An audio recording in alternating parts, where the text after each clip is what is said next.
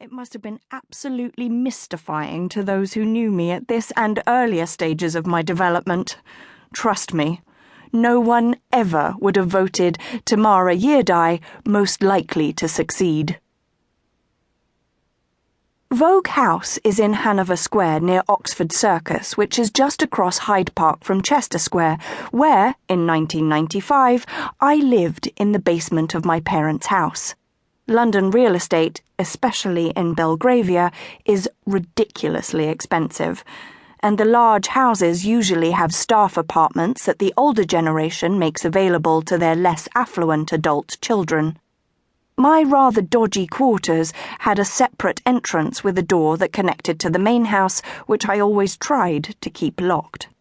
This modest attempt at privacy drove my mother nuts. Then again, my mother was unwell, which is a polite way of saying that she had severe emotional problems exacerbated by alcoholism, and though she was sober at this point, she was still not getting the help she needed. Then again, it may be that my mother was, and still remains, beyond help. Certainly, she has always been the most painful warp in the loom of my life. My very first memory is, in fact, of her throwing me across the bed and my hitting my head on a radiator. Had I spilled something? Made too much noise? All I remember is being so stunned that the pain took a moment to register, and then her loving words, "You're not hurt. You didn't even start crying until I came over." My mother's alcoholic rants, deliberate cruelties, and all-around raging lunacy was the bane of my childhood. But during the period of the Belgravia basement, her greatest perversity was in watching me follow the same path of chemical dependency and never saying a word. For several years, I'd been what you could call a functioning addict. When I wasn't going out to clubs, I was falling asleep at 8 p.m., but it wasn't like ordinary sleep. What I did each night at home was a variation on passing out. Then the next morning I'd get up and drag myself into work.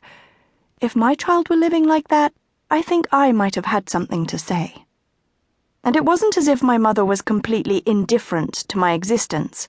Whenever I was out, she would go down to my room and search through my things, and then make inappropriate comments to others about whatever she had found.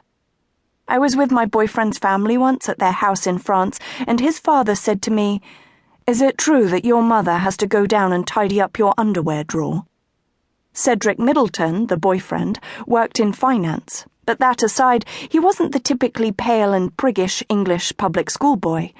Cedric had gone to school in Switzerland, which is where the people who can afford it go when they can't quite navigate a place like Eton or Harrow. He had an edge to him.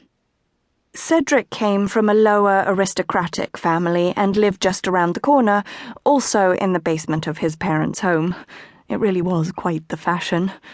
A few years younger than I, he was handsome and tall with floppy brown hair, and he was really a lot of fun.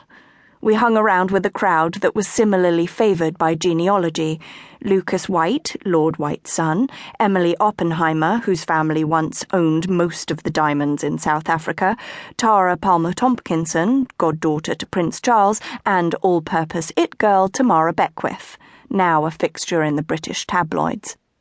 Our nocturnal habitat ranged from L'Equipe Anglaise in Marylebone to Tramp on Jermyn Street, a private club that had been around since swinging London in the 60s. Johnny Gold, the owner, had played host to everyone, from Sinatra and the Beatles to Lindsay Lohan and Dodi Fayed. He'd even known my father back in the day, when Dad owned a similar venue and was still quite the man about town.